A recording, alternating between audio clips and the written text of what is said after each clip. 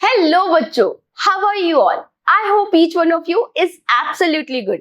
I'm your biology educator Dr. Diksha. Welcome you all in today's class, जिसमें हम पढ़ रहे हैं क्लास 11th बायोलॉजी का 15 chapter body fluids and circulation.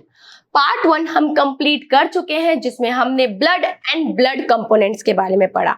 Blood के दो कंपोनेंट्स होते हैं, प्लाज्मा एंड ब्लड सेल। एक हेल्दी पर्सन में 5 लीटर ब्लड होता है, जो कि उसकी बॉडी वेट का 7 to 8% कवर करता है।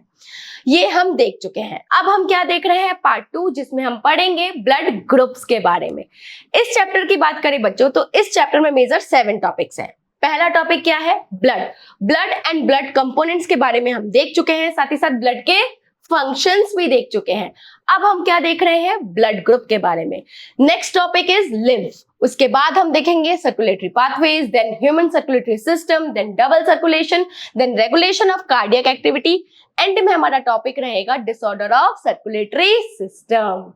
बच्चों, ब्लड ग्रुप की बात करें तो ह्यूमंस का ब्लड सेम होता है इन अपीयरेंस। भाई सभी का जो ब्लड होता है वो दिखने में रेड होता है ना। डिफरेंस कहां आ जाता है, ब्लड ग्रुप में। हम ह्यूमंस में डिफरेंट ब्लड ग्रुप देखने को मिलते हैं। कॉल लैंडस्टीनर ने सबसे पहले ब्लड को कैटेगराइज किया था इन 2 ग्रुप। कौन कौन से ग्रुप थे, एबीओ ग्रुप और आरएच ब्लड ग्रुप। किन्होंने किया था, कॉल लैंडस्टीनर ने। ये एग्जाम में बच्चों पूछा जाता है कि सबसे पहले ब्लड को कैटेगराइज किन्होंने किया था, कॉल लैंडस्टीनर ने। 2 ग्रुप दिए थे, एबीओ ग्रुप और आरएच ब्लड ग्रुप। पहले हम बात करते हैं एबीओ ग्रुप की। एबीओ ग्रुप के अंदर बच्चों ब्लड ग्रुप्स आ जाते हैं। कौन कौन से, A B, A B and O. ठीक है, ये किसमें वेरी करते हैं, इनकी आरबीसी की सरफेस पे बच्चों एंटीजन मिलते हैं। कौन से antigen, antigen A, antigen B. इसके अगेंस्ट प्लाज्मा में एंटीबॉडी मिलती है, anti A antibody, anti B antibody. ठीक है भाई, जिनका ब्लड ग्रुप ए होता है ना, उनके पास आरबीसी की सरफेस पर एंटीजन क्या मिलेगा, ए मिलेगा। इसके अगेंस्ट प्लाज्मा में एंटीबॉडी कौन सी मिलेगी, एंटी बी।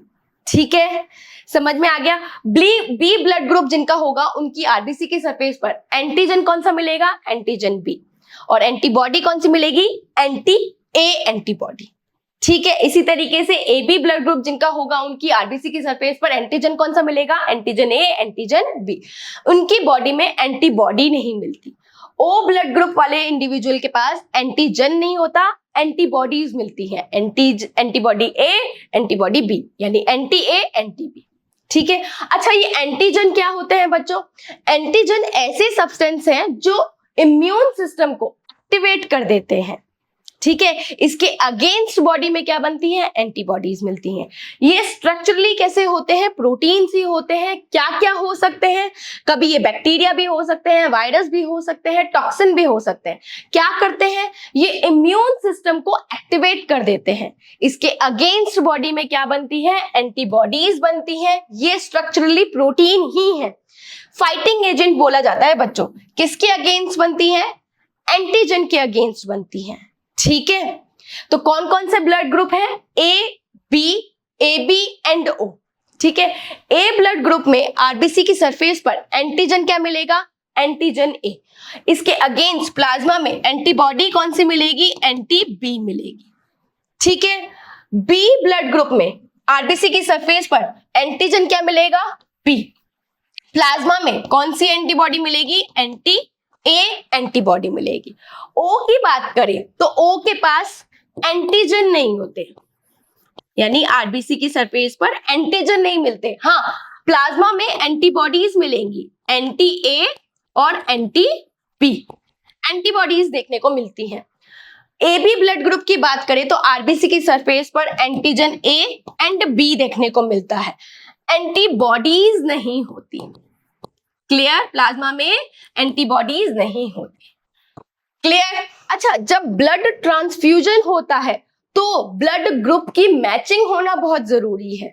ठीक है, अदरवाइज क्या होगा, एंटीजन एंटीबॉडी की रिएक्शन हो जाएगी, ब्लड एक्सेप्ट ही नहीं होगा, ब्लड का कोएगुलेशन हो जाएगा, क्लॉटिंग होने लग जाएगी। तो हम किसी से भी ब्लड नहीं ले सकते। ब्लड लेने के लिए हमें क्या करना पड़ता है, ब्लड ग्रुप की मैचिंग करनी पड़ती है। कौन कौन से ब्लड ग्रुप होते हैं ये आपको पता है, A B and O. A blood group के पास एंटीजन कौन सा मिलेगा? एंटीजन ए।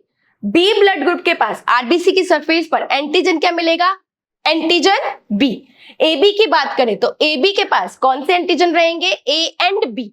ओ की बात करें तो ओ के पास कोई एंटीजन नहीं होता आरबीसी की सरफेस पर। क्या मिलता है यहाँ पे? एंटीबॉडीज मिलते हैं। कहां पे? प्लाज्मा में। कौन कौन से होते हैं? Anti A and anti B. A blood group की बात करें तो एंटीबॉडी क्या रहेगी? Anti B. ठीक है। बी ब्लड ग्रुप की बात करें तो एंटीबॉडी क्या होगी? Anti A. ए बी की बात करें तो यहाँ पे एंटीबॉडीज नहीं होती। नहीं होने की वजह से ये सबसे ब्लड ले सकेंगी।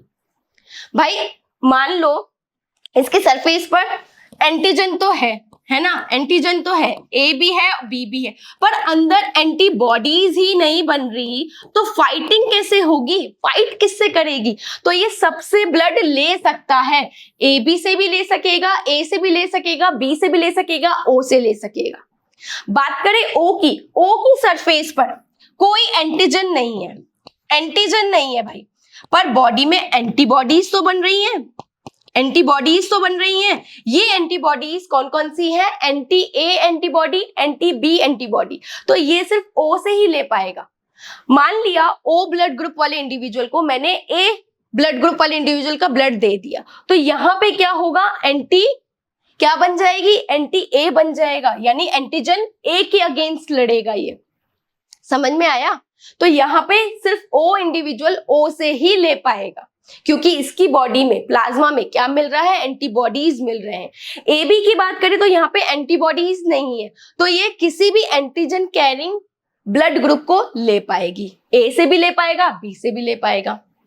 क्लियर। तो ओ आपका क्या हो गया? यूनिवर्सल डोनर हो गया। यूनिवर्सल यानी सबको दे पाएगा, है ना? पर ए बी क्या है आपका? यूनिवर्सल एक्सेप्टर है। क्यों? क्योंकि इसके पास क्या नहीं है? एंटीबॉडीज ही नहीं है। एंटीबॉडीज नहीं है तो एंटीजन के अगेंस्ट बनेगी नहीं।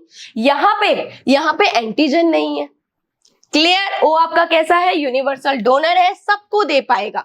ए ब्लड ग्रुप जिसका होगा वो ए से भी ले पाएगा और ओ से भी ले पाएगा। बी ब्लड ग्रुप जिसका होगा वो बी से तो ले ही सकेगा, साथ ही साथ ओ से भी ले सकेगा। ए बी किससे ले पाएगा? ए से भी ले पाएगा, बी से भी ले पाएगा, ए बी से भी ले पाएगा और ओ से भी ले पाएगा। ओ इंडिविजुअल सिर्फ ओ ब्लड ग्रुप वाले इंडिविजुअल का ब्लड ले पाएगा। क्लियर। अब हम बात करते हैं आरएच ग्रुप की। बच्चों, आरबीसी की सरफेस पर एंटीजन ए एंटीजन बी के अलावा थर्ड टाइप का एंटीजन और मिलता है, आरएच एंटीजन। ये सबसे पहले कहां देखने को मिला था? रिसस मंकी में। रिसस मंकी में भी ऐसा एंटीजन होता है। इसी के नाम पर इसका क्या नाम पड़ गया? RH antigen. क्या पड़ गया? RH antigen. 80% ह्यूमन में ये देखने को मिलता है, 20% ह्यूमन में ये नहीं होता है। जिनमें आरएच एंटीजन होता है आरबीसी की सरफेस पर, उसे क्या बोला जाएगा? आरएच पॉजिटिव ब्लड बोला जाएगा। जिनकी आरबीसी की सरफेस पर आरएच एंटीजन नहीं होता उनके ब्लड को क्या बोला जाएगा? आरएच नेगेटिव बोला जाएगा। ठीक है। मान लिया एक केस है जिसमें ह्यूमन के पास आरएच एंटीजन नहीं है, तो उसका ब्लड कैसा हो जाएगा? आरएच नेगेटिव हो जाएगा। वो किसी कंडीशन में उसके पास कैसा ब्लड आ गया? आरएच पॉजिटिव वाला ब्लड आ गया।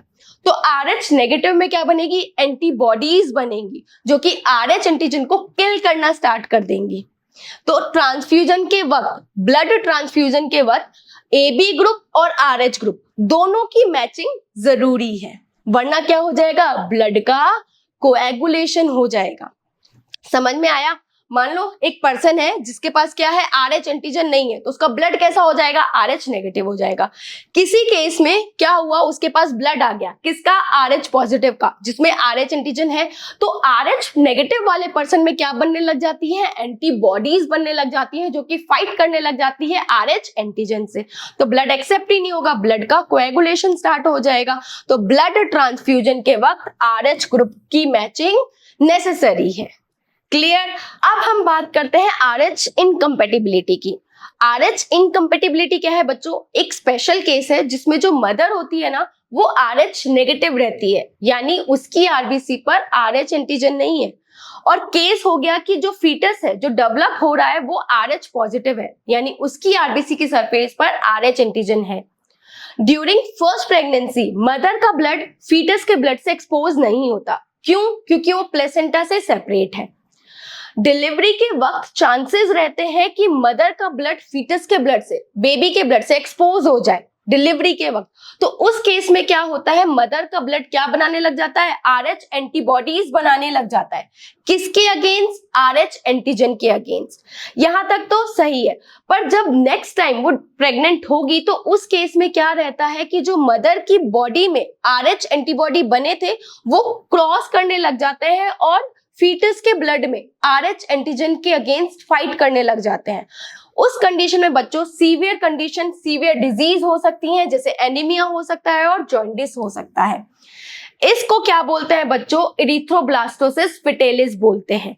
ठीक है भाई, इरिथ्रोब्लास्टोसिस मतलब आरबीसी का डिस्ट्रॉय होने लग जाता है। RH एंटीबॉडीज जो मदर के ब्लड में बनी थी ना, वो कहां जाती हैं? फीटस के ब्लड में जाती हैं और RH एंटीजन को किल करना स्टार्ट कर देती हैं। इस केस को क्या बोलते हैं? इरिथ्रोब्लास्टोसिस फिटेलिस बोलते हैं, जिसमें सीवियर डिजीज होने लग जाती है, सीवियर एनीमिया हो जाएगा, जॉन्डिस हो जाएगा। इसे कैसे प्रिवेंट कर सकते हैं? आफ्टर फर्स्ट डिलीवरी, जब फर्स्ट बेबी हुआ था ना, उसी के वक्त अगर मदर को RH एंटीबॉडी दे दी जाए ना, तो नेक्स्ट प्रेगनेंसी उसकी जो भी रहेगी वो सेफ रहेगी। ठीक है भाई, RH इनकम्पेटिबिलिटी क्या है? मान लिया मदर कैसी है, RH नेगेटिव है, उसकी बॉडी में आरबीसी की सरफेस पर RH एंटीजन नहीं मिल रहे। जो फीटस डेवलप हो रहा है उसकी आरबीसी में क्या है? RH एंटीजन है, यानी ब्लड कैसा हो गया? RH पॉजिटिव हो गया। फर्स्ट प्रेगनेंसी के वक्त मदर का ब्लड फीटस के ब्लड से एक्सपोज नहीं होता क्योंकि वो प्लेसेंटा से अलग रहता है। ड्यूरिंग डिलीवरी चांसेस रहते हैं कि मदर का ब्लड फीटस के ब्लड से एक्सपोज हो जाए। उस केस में क्या होता है, मदर का ब्लड RH एंटीबॉडी बनाने लग जाता है अगेंस्ट RH एंटीजन। जब वो नेक्स्ट टाइम प्रेग्नेंट होती है ना, तो उस केस में क्या होता है, जो RH एंटीबॉडी मदर के ब्लड में बनी थी वो कहां चली जाती है? फीटस के ब्लड में चली जाती है और RH एंटीजन ब्लड को डिस्ट्रॉय करने लग जाती हैं। इसको क्या बोला जाता है? इरिथ्रोब्लास्टोसिस फिटेलिस बोला जाता है, जिसमें जो बेबी होता है वो सीवियर डिजीज हो सकती है, उसको सीवियर एनीमिया हो सकता है, जॉन्डिस हो सकता है। कैसे प्रिवेंट कर सकते हैं? डिलीवरी के वक्त ही, फर्स्ट डिलीवरी के वक्त ही अगर मदर को RH एंटीबॉडी दे दी जाए तो नेक्स्ट प्रेगनेंसी उसकी सेफ हो सकती है। आज के इस लेक्चर में बच्चों हमने क्या देखा? ABO ग्रुप को पढ़ा, साथ ही साथ RH ग्रुप के बारे में पढ़ा। समझ में आ गया? तो चलो कुछ क्वेश्चंस कर लेते हैं। पहला क्वेश्चन क्या है बच्चों? In which of the following blood groups are antibodies not found? भाई कहां एंटीबॉडी नहीं देखने को मिल रही थी? AB में, है ना, ब्लड ग्रुप AB में। वहां पे क्या था? एंटीजन A, एंटीजन B देखने को मिल रहा था, पर प्लाज्मा में कोई एंटीबॉडी नहीं थी। तो एंटीबॉडीज कहां नहीं मिलती है? AB ब्लड ग्रुप में। Clear? Next question, which of the following blood groups is known as सर्वदाता? जो सबको ब्लड दे सकता है, यूनिवर्सल डोनर कौन है? O। भाई O में क्या होता है? एंटीजन नहीं मिलते, एंटीबॉडीज मिलती हैं, एंटीजन नहीं होते। तो क्या होता है? सबको दे पाता है, तो क्या हो गया? यूनिवर्सल डोनर O हो गया। Next question, space are proteins that are produce against antigens. Antigen के अगेंस्ट बॉडी में क्या बनती है? Antibodies, antibodies. क्लियर? क्लियर।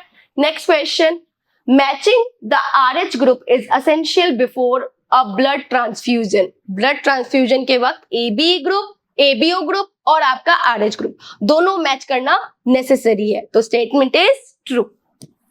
ये है आज का लेक्चर जिसमें हमने ब्लड ग्रुप के बारे में पढ़ा। Thank you so much for watching.